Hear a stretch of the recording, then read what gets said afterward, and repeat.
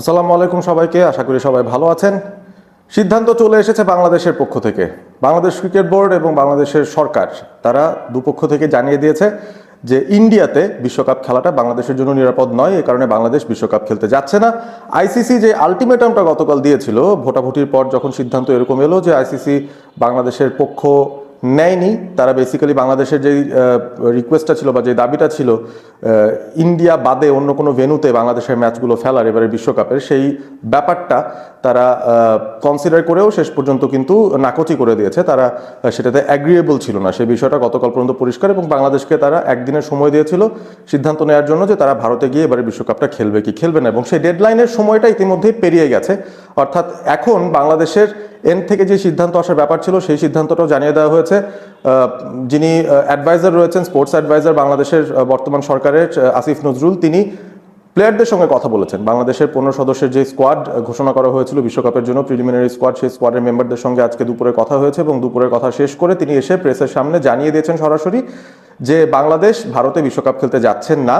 খেলোয়াড়দের সঙ্গে কি কথা হয়েছে তার সেই বিষয়গুলো নিয়ে তিনি খোলসা করে কিছু বলেনি। তিনি বলেছেন যে ইন পার্সন তিনি কথা বলেছেন, এই ব্যাপারটা তিনি খোলসা করতে এই মুহূর্তে রাজি নন বা তার অধিকার নেই এই ব্যাপারটা করার, কারণ এটা ইন্টারনাল একটা ডিসকাশনের পার্ট। সবই মানলাম, সবই গেল। তিনি বেশ কিছু ইম্পর্টেন্ট পয়েন্টস তুলে ধরেছেন। আমার কাছে মনে হয় যে সেই বিষয়টা আমাদের আসলে গোচরে রাখা ইম্পর্টেন্ট। প্রথম যে পয়েন্টটা সেটা হচ্ছে সিকিউরিটি ইস্যু, যে ইস্যুটা ধরে বাংলাদেশ বেসিক্যালি প্রথম আইসিসির কাছে কমপ্লেনটা জানায় যে তারা ইন্ডিয়াতে খেলতে যেতে পারবে না, কারণ তাদের মনে হচ্ছে যে সেখানে সেফটি সিকিউরিটির সমস্যা রয়েছে। এবং সেই জায়গাটায় মুস্তাফিজুর রহমানের কেকেআর থেকে বাদ পড়ার ইস্যুটাই সর্বোচ্চ ভ্যালুর যেই পয়েন্টটা ছিল, সেই পয়েন্টটাই তারা তুলে ধরতে চেষ্টা করেছে।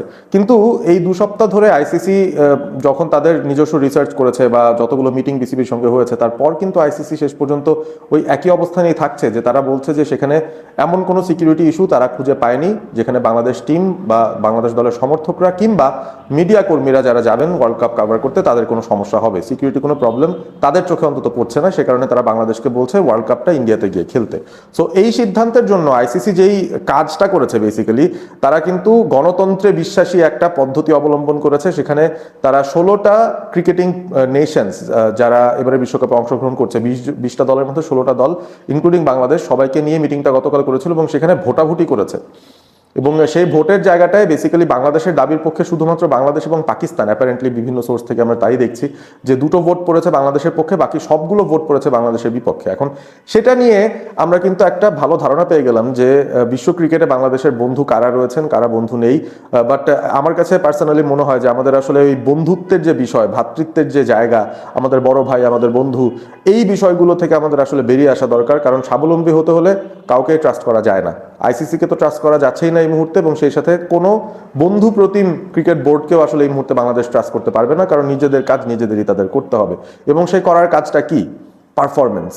আমরা এই মুহূর্তে ক্রিকেটিং ওয়ার্ল্ডে যে জায়গাটায় আছে, অবভিয়াসলি আমরা টেস্ট প্লেইং নেশন, কিন্তু আমাদের পারফরমেন্সটা কিন্তু আসলে এতটা ঊর্ধ্বমুখী নয় যে আমাদেরকে একটা সুপার ফোর্স হিসেবে রেকন করা হয় বিশ্ব ক্রিকেটে। অবভিয়াসলি আমরা টপ 10 নেশনের মধ্যে আছি, এবং বাংলাদেশের ক্রিকেটিং ইন্টারেস্টটার কারণে যে বাজারটা রয়েছে, আপনি ইন্ডিয়ার কথা যদি বাদ দেন, অস্ট্রেলিয়া, ইংল্যান্ড, তাদের কথাও যদি আপনি কনসিডার করেন, তারপরে কিন্তু বাংলাদেশের নামটা হয়তো চলে আসবে। এমন হতে পারে ইন্ডিয়া বা পাকিস্তানের পর বাংলাদেশের নামটাই চলে আসবে সবার আগে, যারা ক্রিকেট উন্মাদনায় একেবারে বুঁদ হয়ে থাকেন এবং বাংলাদেশের থেকে যে মার্কেটিং বিষয়াদিগুলো রয়েছে, যেই স্পন্সরশিপের জায়গাগুলো রয়েছে, যে টাকা পয়সা আইসিসি কামানোর যে সুযোগটা পায়, সেটাও কিন্তু অনেক। সো ওই জায়গা থেকে আমার কাছে মনে হয় আইসিসির জন্য বিশাল একটা লস, এবং তারা যে কারণে আসলে বাংলাদেশকে আলটিমেটামটা দিচ্ছে, কারণ তারা চায় বাংলাদেশের জায়গায় অন্য কোনো একটা দেশকে সুযোগ দিতে, যাতে করে তাদের ওই যে লসটা মিনিমাইজ করা সম্ভব হয়, ম্যাচগুলো যেন অন্তত পরিচালনা করা সম্ভব হয়। বাংলাদেশের জায়গায় অন্য কোনো টিম খেলবে সেই ম্যাচগুলো, সেই গ্রুপে তারা অন্তর্ভুক্ত হবে এবং সেই ম্যাচগুলো অন্তত হবে। তো প্রোডাকশনের যে রাইটস আছে সবকিছু তো একবারে অল সেট। সো সেই জায়গাটায় তারা আসলে লসটা মিনিমাইজ করারই হয়তো চিন্তা ভাবনা করছে, এবং সেখান থেকে হয়তো বাংলাদেশকে তারা এই ব্যাপারটা জানিয়েছে। বাট আইসিসির মিডিয়া রিলিজ যেটা গতকাল ছিল, ইন্টারেস্টিং কিছু ফ্যাক্ট সেখানেও ছিল, যে তারা বলেছে তারা নাকি নিরপেক্ষ থাকার জন্য এই কাজটা করেছে। তো তারা ভোটাভুটি করেছে, সেখান থেকে সংখ্যাগরিষ্ঠ যে ভোট এসেছে সেটার ভিত্তিতেই হয়তো একটা সিদ্ধান্ত তারা নিয়েছে। তবে কতটুকু তারা নিরপেক্ষ থাকলো, ইস্যুগুলো কিন্তু ঠিকঠাক মতো রয়েই যায়, যে পাকিস্তানের জন্য বা ইন্ডিয়ার জন্য একরকম ব্যবস্থা আইসিসি করে, যে যে কোনো বৈশ্বিক ইভেন্টের জন্য, কিন্তু বাংলাদেশ যখন সে একই দাবি জানাচ্ছে, বাংলাদেশের জন্য কিন্তু সেই ব্যবস্থা তারা নিচ্ছে না।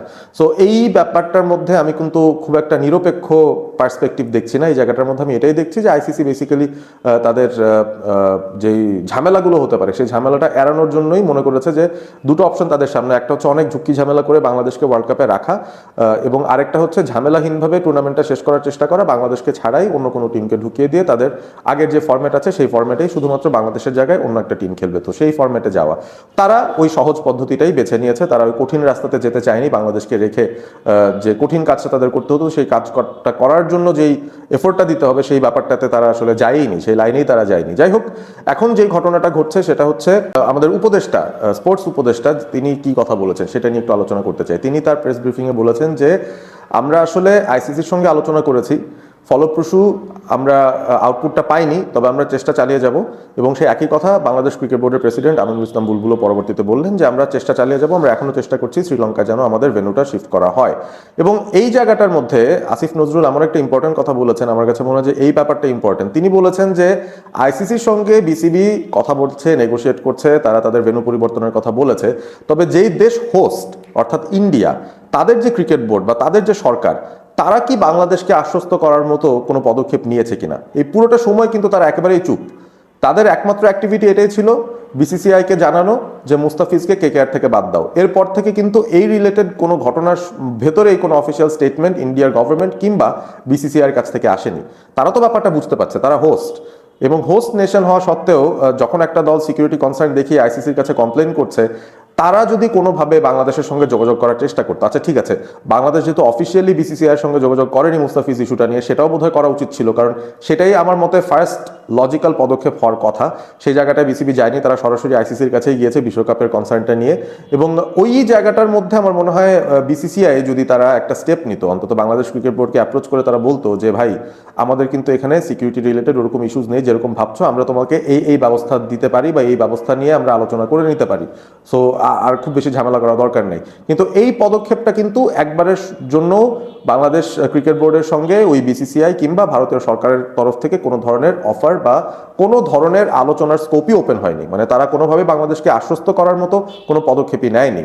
তো এখান থেকে আসলে বোঝা যায় যে আসলে তারা হোস্ট নেশন হওয়া সত্ত্বেও পুরো দায়িত্বটাই আইসিসির উপর ছেড়ে দিয়েছে, এবং আইসিসি শুধুমাত্র ওই সিকিউরিটি প্রোটোকলের যে ইস্যুটা রয়েছে সেটা ধরেই তারা তাদের যেই অ্যাসেসমেন্ট আছে সেটার ভিত্তিতেই একটা সিদ্ধান্ত দিয়ে ফেলেছে। তো এই জায়গাটার মধ্যে আমার কাছে মনে হয় যে ইন্টেন্টের যে অভাব আইসিসির বলছি, আমরা ইন্টেন্টের অভাব হোস্ট নেশনেরও টের পাচ্ছি, যে তারা আসলে চাইছে না ওইভাবে করে যে বাংলাদেশকে আনতেই হবে এরকম কোনো একটা প্ল্যানিং তাদের মধ্যে নেই। কিংবা ঘটনা তো আসলে ঘটেছে, ঘটনার সূত্রপাত তো সেই জায়গাটাতে যে তাদের দেশেই একটা সমস্যা হয়েছিল এবং সেই সমস্যার জের ধরেই মুস্তাফিজুর রহমানকে আবারও কেকেআর রিলিজ করে দিতে বাধ্য হয়েছিল।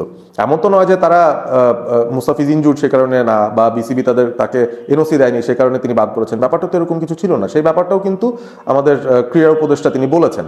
সো ভেরি লজিক্যাল আমার কাছে মনে হয় যে একটা word of honour from the Indian cricket board, from the Indian government, যে আমরা কিন্তু তোমাদের আশ্বস্ত করছি সিকিউরিটি রিলেটেড কোনো ইস্যু নাই, এইটাও আমার মনে হয় বড় একটা স্টেপ হয়ে যেতে পারতো, এবং বাংলাদেশ তখন হয়তো একটা মিড গ্রাউন্ডে চলে আসতে পারতো যে হ্যাঁ, কলকাতা এবং মুম্বাইতে যেহেতু সহিংসতার সম্ভাবনা বেশি আছে, আমরা অন্য কোনো ভেন্যুতে খেলতে পারি, কারণ বিসিসিআই আমাদেরকে আশ্বস্ত করছে বা বিসিসিআই নিচ থেকে এসে আমাদেরকে বলছে যে না, আমরা চেষ্টা করবো সর্বাত্মক। ওই জায়গাটাতেও কিন্তু তারা চেষ্টাটা করেননি। এখানেই আমার কাছে মনে হয়েছে যে এই ব্যাপারটা ঘটলে এমনও হতে পারতো যে বাংলাদেশ সরকার তারাও একটা নরম স্ট্যান্ডের দিকে বা একটা মিডল গ্রাউন্ডে যাওয়ার চেষ্টা অন্তত করতো, বাট সেই জায়গা থেকে এখন আর কিছু করার নাই। আমরা শুরু থেকেই বলে দিয়েছি, বাংলাদেশ ক্রিকেট বোর্ড এবং বাংলাদেশ সরকার শুরু থেকেই বলে দিয়েছে যে it's not secure to go and play in India, এবং সেই স্ট্যান্সেই বাংলাদেশ আছে। তার মানে একটাই, দিন শেষে অ্যাজ এ ক্রিকেট ফ্যান আমরা বিশ্বকাপে বাংলাদেশকে এবারের যাত্রায় দেখছি না, সেটা আমরাও জানি, এখন আপনারাও জানলেন, প্লেয়াররাও সবাই জানেন। আমাদের এখন শুধুমাত্র বিশ্বকাপ পরবর্তী ভবিষ্যৎটা নিয়ে চিন্তা করতে হবে যে সেই জায়গাটায় আমরা আমাদের রেগুলার যে অপারেশনস আছে সেটা কিভাবে আমরা চালিয়ে নিতে পারি। এবং এটা পুরো বিশ্ব ক্রিকেটের জন্য একটা লার্নিং প্রসেস যে এরকম ঘটনা ঘটতে পারে, এবং আইসিসি এরকম একটা সিচুয়েশনের মধ্যে পড়াতে আমার মনে হয় তারাও একটুখানি চাপে পড়েছে। India as a host nation আমি বলবো যে তারা আতিথেয়তা দেখানোর যে জায়গাটা, সেই জায়গাটা আমার কাছে মনে হয় যে তারা তাদের সর্বোচ্চটা দিতে পারেনি। একদম মানে আমি বাংলাদেশি বলে বলছি না, আমি জাস্ট বলছি ফ্রম আ নিউট্রাল পার্সপেক্টিভ, সেটা যে কোনো দেশই হতে পারতো, ইংল্যান্ড অস্ট্রেলিয়া যে কোনো দেশই হতে পারতো। তাদের দেশে যদি সহিংসতার ভয়ে কোনো একটা এরকম ইন্টারনাল সিচুয়েশন হয়, হতে পারে সেটা একটা সেক্লুডেড ওয়ান অফ ঘটনা, বাট সেটাও তো আপনার জানিয়ে দিতে হবে অফিসিয়ালি যে সেটা একটা ওয়ান অফ ঘটনা ছিল। আইসিসি জানাচ্ছে, আইসিসি কে? বিসিসিআই জানালে তখন ব্যাপারটার একটা সার্থকতা থাকতো যে হ্যাঁ তারা তাদের দেশ, তারা আমাদের প্রোটেকশন দিবে, তারা আমাদের নিরাপত্তার দায়িত্ব নেবে, সো তাদের এন থেকে কিছু একটা অ্যাফার্মেশন আসা প্রয়োজন ছিল, যেটা আসেনি এবং সেটা ভেরি রাইটলি আমাদের গভর্নমেন্টের এন থেকে তারা সে কারণেই হয়তো ওই মিডল গ্রাউন্ডে আর যাননি, বা ওই ওয়ার্ল্ড কাপে যাওয়ার ব্যাপারটা একবারের জন্য আর কনসিডার করেননি আইসিসির শত অনুরোধের পরেও। তো যাই হোক, শেষ পর্যন্ত বাংলাদেশের বিশ্বকাপ খেলা হচ্ছে না। বাংলাদেশের পরবর্তী যে অ্যাসাইনমেন্টগুলো আছে সেগুলো নিয়ে নিশ্চয়ই আমরা হয়তো সামনে এগিয়ে যাব, বাট বিশ্বকাপে বাংলাদেশ নেই, এটাই ফুল অ্যান্ড ফাইনাল। আগের ভিডিওতে তাই বলেছিলাম, এখনও ঘটনাটা তাই থাকছে। আপনারা কমেন্ট করে জানিয়ে দিন আসলে যে এই পরিস্থিতিতে আপনাদের অনুভূতিটা কি, এবং বাংলাদেশ কি সঠিক পদক্ষেপটা নিয়েছে কিনা। কারণ আমার কাছে মনে হয় যে personally based on what ever happened, Bangladesh তাদের স্ট্যান্ড থেকে আসলে সরে আসার কোনো অপশনই ছিল না, দেয়ার ওয়াজ নো অপশন। আজকেও যখন খেলোয়াড়দের সঙ্গে কথা হচ্ছিল, অ্যাডভাইজার যখন গিয়েছেন কথা বলতে, অনেকেই বলছিলেন যে না ব্যাপারটা কি ঘুরে যেতে পারে কিনা, আমরা কি কনসিডার করবো কিনা। আমার এরকম কোনো কিছুই কোনো সময় মনে হয়নি, টু বি অনেস্ট। কারণ একবার ওই পদক্ষেপ যখন গভর্নমেন্টের এন থেকে চলে আসে, তারপর কিন্তু আসলে সেখান থেকে পিছপা হওয়ার স্কোপটা খুবই কম থাকে। যাই হোক, আপনারা কমেন্ট করে আপনাদের মতামত জানিয়ে দিন। ভিডিওটি ভালো লেগে থাকলে বন্ধুদের সঙ্গে শেয়ার করবেন এবং সাবস্ক্রাইব করবেন অল স্পোর্ট এবিপি। ভালো থাকবেন সবাই।